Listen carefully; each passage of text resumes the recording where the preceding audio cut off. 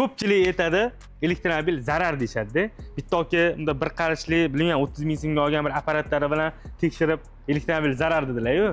O'sha akaga mana shu videoni tashab qo'yinglar. Savolim bor-da, men hozir bir 5-6 ta Xitoy zavodlariga borganman-da, Lima, Arcfoxmi hammasiga borganman-da. Даже o'shalarni laboratoriyasiga kirib men o'zim ochilib qolganda, bilmayman bir 20 million dollar оборудованияda, o'sha оборудованияda ko'rsatib berganda bizga test qilib. Zarari yo'q debdi, lekin okamni 30 ming so'mlik apparatlari zarar deb ko'rsatdi-da. Men o'shanga tushunolmay qolganman-da. Lekin zarar emasligiga men uverin bo'lganman, sababi o'zingizlar o'ylanglar. Dunyo Sog'liqni saqlash vazirligi aytib turibdi, elektromobil zarar emas deb turibdi-da. Yana zavodlarga borganimizdan keyin o'zi mana testlarni ko'rsatyapti bizga, ko'rsatyapti hammasini-da. Bu yerda afsuski videoga olish mumkin emas, ola olmaganmiz. Telefonni tashab kirasizlar. O'shandan keyin men ishonch hosil qilib elektromobilga o'tirgan bo'laman-da o'zi. Lekin zararmi, zarar emasmi, endi avvalambor Xudo bilguchi. Meni fikrim, men o'zimni перед faktim ko'rganman.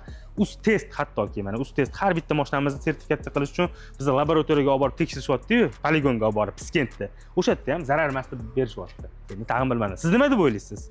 Hali ham zarar deb o'ylayapsizmi? Joningiz sog' bo'lsin.